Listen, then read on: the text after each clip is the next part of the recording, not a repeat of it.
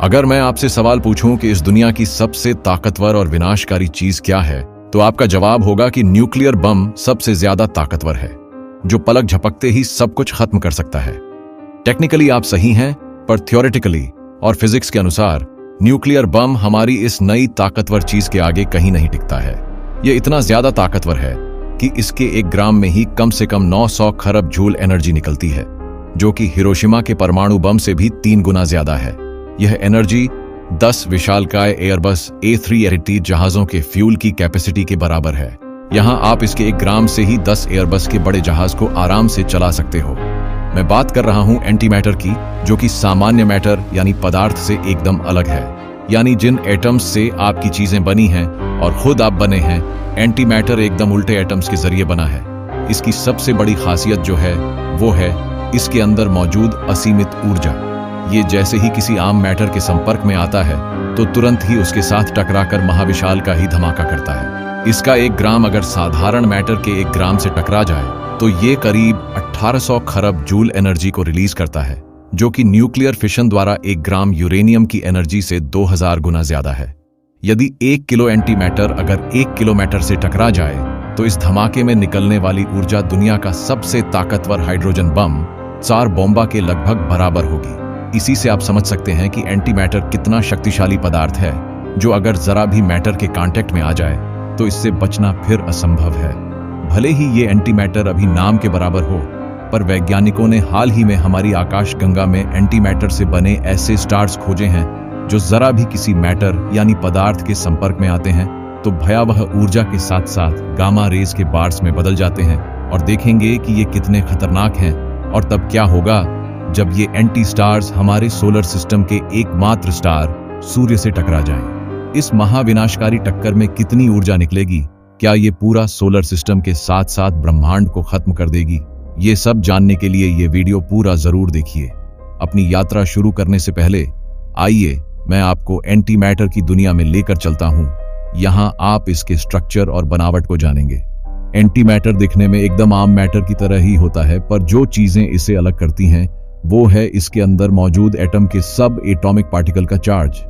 हर atom के अंदर electron, proton और न्यूट्रॉन होते हैं, जो एटम के मास और चार्ज के लिए जिम्मेदार होते हैं। साधारण मैटर जो हमें दिखाई और महसूस होता है वो उन एटम्स से बना है जिसके अंदर इलेक्ट्रॉन का चार्ज नेगेटिव है और प्रोटॉन पॉजिटिव और न्यूट्रॉन पार्टिकल का कोई चार्ज नहीं है। अब अगर इसी चार्ज को उल्टा कर दिया जाए, यानी इलेक्ट्रॉन को हम पॉजिटिव चार्ज पार्टिकल में बदल दें और प्रोटॉन को नेगेटिव चार्ज दे दें, तो यही मैटर अब एंटी मैटर बन जाता है। यह साधारण मैटर जैसा ही दिखाई देता है, इसका मास भी सेम रहता है और इस पर ग्रेविटी उसी तरह ही काम करती है जैसे साधारण मैटर पर करती है, पर एंटी मैटर में एकदम अपोजिट चार्ज होने के कारण यह जैसे ही मैटर से कांटेक्ट करता है तो एनिहिलेट हो जाता है। आसान शब्दों में कहें तो मैटर और एंटी मैटर एक साथ आते ही एक भयानक विस्फोट करते हैं, जिसमें अपार मात्रा में ऊर्जा निकलती है। इस ऊर्जा को आप आइंस्टीन के मास एनर्जी इक्विवेलेंस इक्वेशन यानी LMC2 से जान सकते हो। जब बिग बैंग हुआ और ठंडा होकर फैलने लगा, तभी मैटर और एंटी मैटर का बनना शुरू हुआ। वैज्ञानिक मानते हैं कि ये दोनों समान मात्रा में ही ब्रह्मांड में बने थे, पर किसी कारण के वजह से हम आज केवल साधारण यानी ऑर्डिनरी मैटर से बने ब्रह्मांड को ही चारों ओर देखते हैं। आखिर इसके पीछे का कारण क्या है?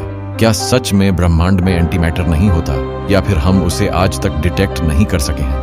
वैज्ञानिकों की एक थ्योरी ये कहती है कि वैज्ञानिकों ने इन्हें डिटेक्ट करने के लिए एक शक्तिशाली डिटेक्टर बनाए हैं जो ब्रह्मांड में मौजूद पॉजिट्रॉन पार्टिकल्स को ढूंढते हैं। इसके अलावा एंटी मैटर को हम पृथ्वी पर भी बना सकते हैं। इन्हें बनाने के लिए हमें एक विशालकाय पार्टिकल एक्सेलरेटर चाहिए जो पॉजिट्रॉन और एंटी प्रोटॉन को बना सके। हालांकि इन्हें बनाना बहुत ही मुश्किल है। प्रोटॉन को एक विशालकाय पार्टिकल एक्सेलरेटर में लगातार बहुत ही तेज स्पीड में एक्सेलरेट कराया जाता है, जिससे इसकी टक्कर लगातार इरिडियम रॉड से होती रहती है। प्रोटॉन इरिडियम के न्यूक्लियस से टकराकर कई सारे एंटी पार्टिकल्स रिलीज करता है, जिसमें एंटी प्रोटॉन और पॉजिट्रॉन भी शामिल होते हैं। एंटी प्रोटॉन को फिर मैग्नेट की मदद से अलग कर दिया जाता है। एक बार ये एंटी प्रोटॉन और पॉजिट्रॉन अलग हो जाते हैं तो वैज्ञानिक इनकी मदद से एंटी हाइड्रोजन को बना सकते हैं। यह सबसे सिंपल एंटी मैटर एलिमेंट है।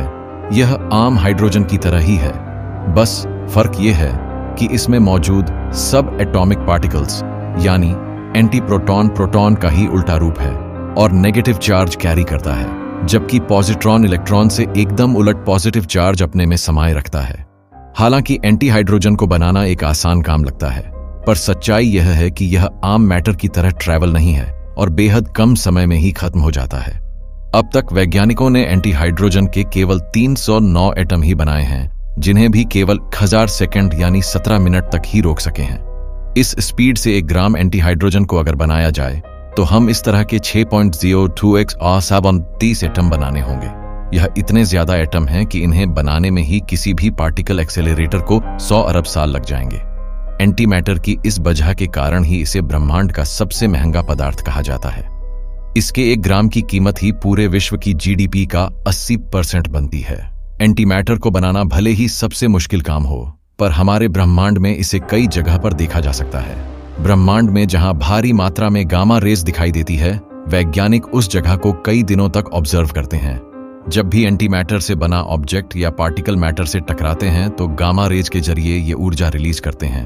ये गामा रेज ब्रह्मांड की सबसे शक्तिशाली विकिरणें होती हैं। इन्हीं गामा रेज को ऑब्जर्व करते हुए वैज्ञानिकों ने हमारी आकाशगंगा में 14 ऐसे स्टार्स खोजे हैं जो एंटी मैटर से बने हो सकते हैं। इन्हें एंटी स्टार्स कहते हैं। आम स्टार्स की तरह ये स्टार्स भी अपनी कोर में न्यूक्लियर फ्यूजन करके ही ऊर्जा पैदा करते हैं।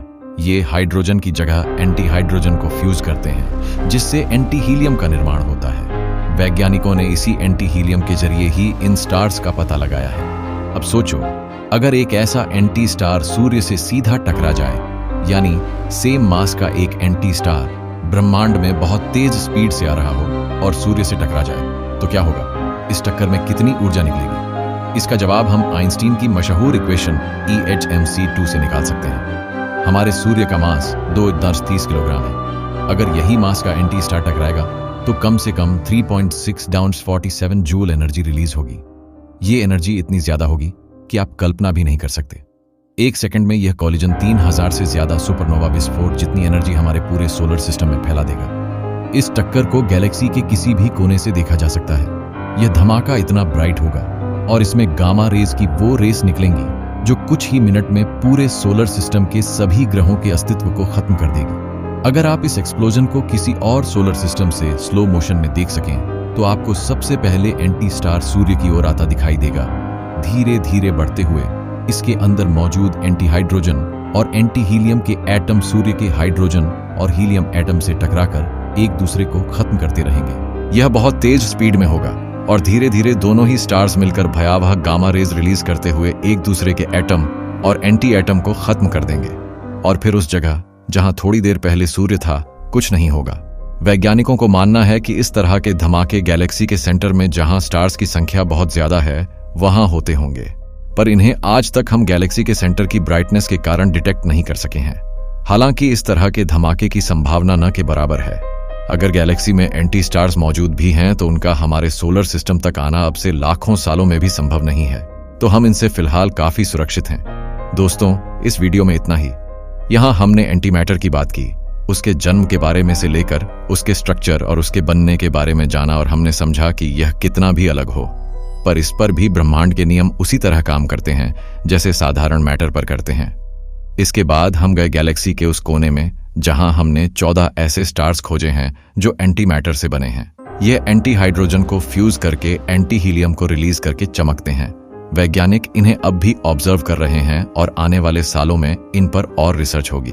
अगर आपको वीडियो पसंद आया हो तो कॉस्मिक एक्सप्लोरर चैनल को सब्सक्राइब करें, वीडियो को शेयर करें और अगली बार मिलेंगे एक और धमाकेदार अंतरिक्ष यात्रा के साथ। तब तक के लिए जय हिंद,